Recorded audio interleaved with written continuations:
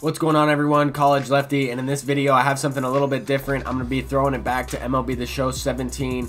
I saw a lot of comments from my previous video saying you should do a team build, do something in ranked seasons that you haven't really done in a little bit. So I thought to myself, well, I don't really have the stubs or the cards in order to kind of do an all-team build or something like that. So I went with the entirely different team. As you guys can see there, I'm using players that I haven't used in a long time since last year's game, players that are no longer in this year's MLB The Show or just aren't really usable. I have Jimmy Rollins, my creative player. Pablo Sanchez, says College Lefty Game, just the name of the guy. Carlos Beltran, the finest version of Joey Votto, 99 version, 99 Mike Trout live series with live series quirks. 92 Corey Seager, who's end game. We have 99 David Wright, who destroys lefties. And then at the bottom of the lineup, we have the 99 Joe Mauer, which we also see in MLB The Show 18, but he's not as good as he was in this year's game. I don't think, anyway. But this opponent has a little bit of a budget squad. He's got some guys that you don't normally see. I mean, he definitely was a good player. He's been playing this game a lot. I think his rating was around the 800s. I wanted to show you guys at the beginning that I matched up with someone who was at like 945 minimum rating with the rating mod and everything. So I wasn't just trying to play up against anybody or a scrub or anything, but he did have a budget team, and I was also in the World Series, so that has something to do with it. This is just from the previous year. They did like a ranked seasons forever. If you guys are unfamiliar with that, I expect them to do the same with MLB The Show 18. But to start off the game, I'm hitting a no-doubter with Jimmy Rollins, and he was honestly my favorite card in all of MLB The Show 18. Carlos Beltran was probably my second favorite, but that Jimmy Rollins, ever since I got him, was my favorite card. He was my leadoff hitter. And then Pablo Sanchez, my creative player, would always hit second, and then Carlos Beltran would be third. So 3 switch hitters in a row, and then I'd have like someone like Joey Votto behind him, who's up right now, or I would have like Mike Trout or someone. A lot of the live series cards were still end game because overall didn't really matter as much. There were no immortals in this game, so 99 overalls where there was a ton of them, and even 98 overalls, as I'm going to use a couple different guys off the bench and everything. So team variety was much more, there was more variety for everybody's team, but at the same time, a lot of the top players used majority of the same guys. Yes, there was some team variety, but majority of the same guys were used. A lot of power, a lot of speed, a lot of the similar players. Like Mike Trout and Corey Seager were probably the two most used live series players throughout the entire season. But here we got kind of in a situation here. He has a chance to come back in the game, even tie it with one swing of the bat, facing gold Gary Sanchez, and I get to strike out there with the slider. I realized when I was playing this game, it was much easier to pinpoint pitches and throw them to the exact spot, even with someone like Syndergaard who doesn't really have the best control.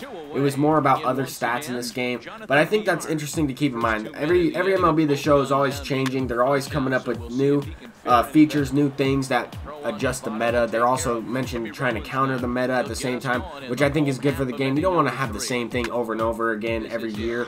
So, I mean, I'm looking forward to how the game's going to play this upcoming year. I figured I would just go back and play this one. It's been probably months and months since I played this one, but here we got Pablo Sanchez up again. I hit that one pretty good, just didn't wait back on it long enough. The pitch speeds for this game are pretty good. Looking back on it, playing this one, I feel like my timing wasn't that bad. There, Carlos Beltran, 99 overall from the ticket counter, 15,000 tickets, is sending one deep. You're able to get that card if you're a 99 level diamond.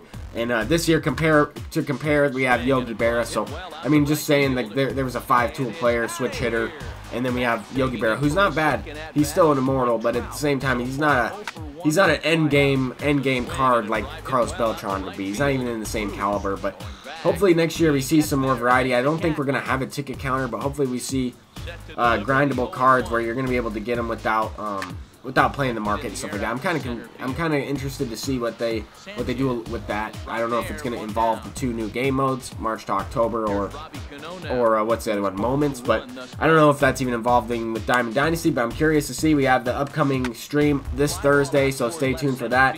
As Robinson Cano flies one out there to center field. I had my creative player in center field in this game just because the speed and the defense really made that much of a difference, and I always used Jimmy Rollins ever since I got him. So the shortstop position was locked down. Second base was locked down with Corey Seager. I also used Jackie Robinson. He was on my bench. And Jackie Robinson was one of my better cards. He didn't really have the best stats hitting-wise, but he was always getting on base for me. His swing was a little bit different. He just played a little bit different in this year's game than he did for me in MLB The Show 18. I really struggled with that Jackie Robinson this year, but that's why I got him ultimately, was because of how much success I had with him in MLB 17. But here, We have Joe Mauer. It was a fastball or a slider inside, and I didn't quite get the bat to it. I was a little bit late. I still hit it up center field, but I don't know if the wind was blowing in. I didn't even check. I was just playing. I was looking to have fun. I figured out I was able to play one game. I figured why not play MLB The Show 17. I don't really know if I'm going to be able to make World Series this month. And MLB The Show 18 because of the shortened month as well as just the time. I haven't had enough time to play as many games as I would like to. But I also wanted to mix it up, man. I don't want to get burnt out from the game leading into MLB The Show 19. I wanted to go back and play a game I haven't played in a little bit of time. So I figured this game was the game. So we're up 4-0 in the 5th inning. And Gary Sanchez is going to do his job. He's going to hit it to Jimmy Rollins. That's going to score his runner. This great player got on base from a base hit or a walk, and then he stole second. And he just did his job there, manufactured a run. And he brought in Gene Segura off the bench. I was surprised because he had some diamonds in there. He had some good players. He had some diamonds in his bullpen as well. It was just interesting the way he built his team.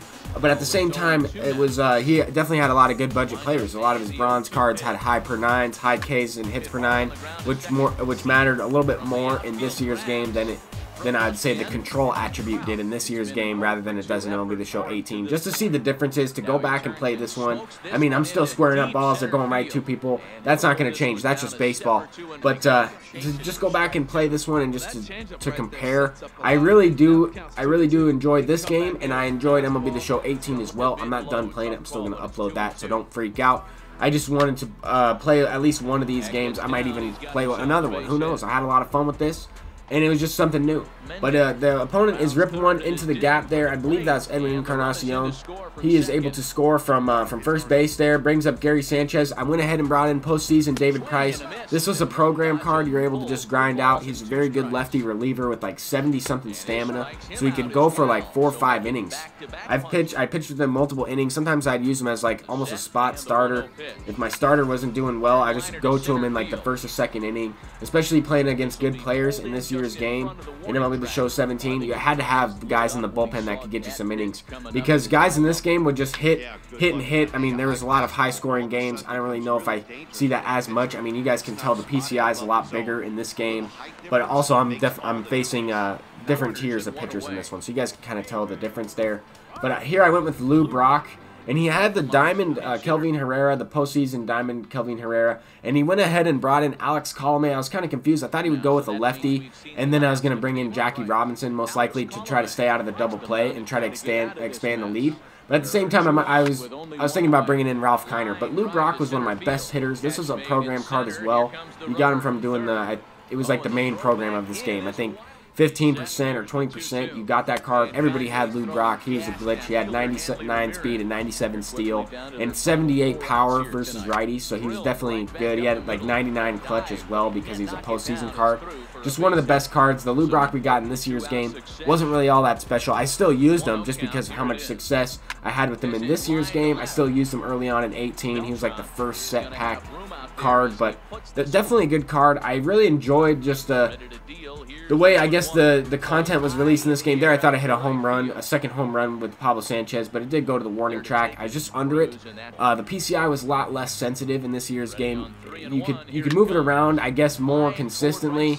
But at the same time, I do like how the PCI is in MLB 18. I just really am a big fan of all these MLB The Show games. I was at GameStop the other day. I thought about picking up MLB The Show 16, but I realized I don't have a team on that one. I was on a different account when I was playing on that one, and then this was actually my second account on this year's game. I had a little bit of a different team with my other account, but this game was a lot of fun, man. I made this team in like a couple months. I made it to World Series, and I was able to get some good rewards late in the season. I just grind this team out just for something like this, where I could look back, I could go back and play it when the servers are still up, and have some fun with an old-fashioned game. Even though it's only 1 year old, it feels like a lot longer than that. But it was really cool to go back and use some of these cards. I mean, I don't know if you guys noticed, I don't know if I mentioned it, but I was pitching with the 98 overall closing version, the closer version, postseason version of Adam Wainwright. And that card was someone who I really wanted to use in MLB The Show 18. I was hoping that they'd bring back that closing pitcher version because he was one of the better relievers. He reminded me a lot like Gagne, and I thought we were going to get him back, but just guys like that, guys I kind of forgot about. And I mean, that Lou Brock, I completely forgot about him. I completely forgot he was even on my team. I thought I didn't have any lefties to go to. I didn't show, but I used postseason Reggie Jackson and I ended up pinch hitting because he had a righty. He brought in a lefty, so I went with the ticket counter version of Victor Martinez, and that was another card I really like to use. There's just a lot of variety in the players in this game, but we do win the game. Move up to like 9-18 or something like that. It doesn't really matter because you don't get anything, but almost had Aaron Judge as a postseason or a post-game reward there, but this was just a ton of fun. Hopefully you guys enjoyed this video. It's a little bit different. I figured I would go back in time and play this game a little bit, but thank you guys so much for watching. I appreciate all the support. Appreciate the feedback on the videos, comments, and everything. I enjoy reading it. But until next time, guys, peace out.